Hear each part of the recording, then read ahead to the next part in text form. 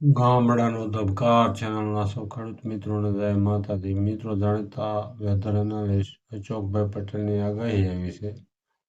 તેમની આગાહી જોઈએ તો સૌરાષ્ટ્ર ગુજરાત અને કચ્છ હવામાન અપડેટ તારીખ 7 ફેબ્રુઆરી 2024. ગુજરાતભરમાં આ સમય માટે રાત્રિ અને વહેલી સવારના તાપમાન અસામાન્ય રીતે ઊંચું રહેશે, એટલે કે ઓછી ઠંડી પડે છે. દિવસ દરમિયાન તાપમાન પણ સામાન્ય કરતાં વધુ નોંધાઈ રહ્યું છે. સામાન્ય રીતે ફેબ્રુઆરીના પ્રારંભિક દિવસોમાં ઉત્તર ગુજરાત અને કચ્છમાં લઘુત્તમ તાપમાન આશરે 12 ડિગ્રી રહે છે, જ્યારે રાજ્યના અન્ય વિસ્તારોમાં 13.5 થી 14 ડિગ્રી આસપાસ હોય છે. મધ્ય ફેબ્રુઆરી તરફ જતાં આ સામાન્ય તાપમાનમાં થોડો વધારો થતો હોય છે, પરંતુ 7 ફેબ્રુઆરીના રોજ ગુજરાતના મોટાભાગના વિસ્તારોમાં લઘુત્તમ તાપમાન સામાન્ય કરતાં 3 થી 5 ડિગ્રી વધુ નોંધાયું છે, જેને કારણે રાત્રિ અને વહેલી સવારમાં તાપમાન નોર્મલથી ઊંચું રહ્યું છે.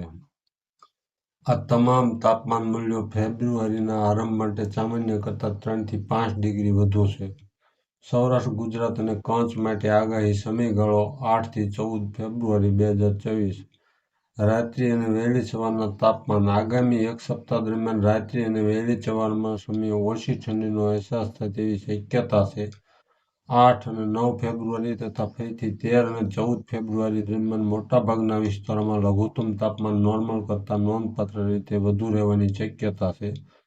10 થી 12 ફેબ્રુઆરી દરમિયાન રાત્રિ અને વહેલી સવારના તાપમાનમાં 2 થી 3 ડિગ્રીનો ઘટાડો થવાની શક્યતા છે, જેને કારણે તાપમાન નોર્મલ નજીક આવશે, પરંતુ નોર્મલ કરતાં ઓછું રહેવાની શક્યતા નથી. દિવસનું તાપમાન દિવસ દરમિયાન તાપમાન પણ સામાન્ય કરતાં વધુ રહેતું જોવા મળે છે. હાલ સૌરાષ્ટ્ર ગુજરાત અને કચ્છમાં મહત્તમ તાપમાન 3 થી 4 ડિગ્રી સામાન્ય કરતાં વધુ છે.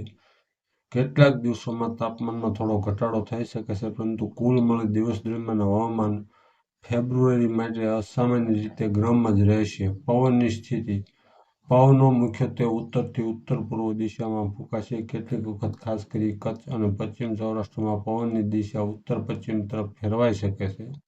પવનની ઝડપ સામાન્ય રીતે હળવીથી મધ્યમ રહેશે અને સપ્તાહ આગળ વધતા તેમ ધીમે ધીમે વધારો થવાની શક્યતા છે. ઝાકળ અને વાદળછાયા: 9 ફેબ્રુઆરીના રોજ કચ્છમાં ઝાકળ પડવાની શક્યતા છે. 10 ફેબ્રુઆરીના રોજ કચ્છ અને પશ્ચિમ સૌરાષ્ટ્રમાં વહેલી સવારના સમયે ઘન ઝાકળ જોવા મળી શકે છે. 11 થી 13 ફેબ્રુઆરી દરમિયાન આકાશમાં છૂટાછવાયા વાદળો જોવા મળી શકે છે, જોકે કોઈ મોટી હવામાન ખલેલની શક્યતા નથી.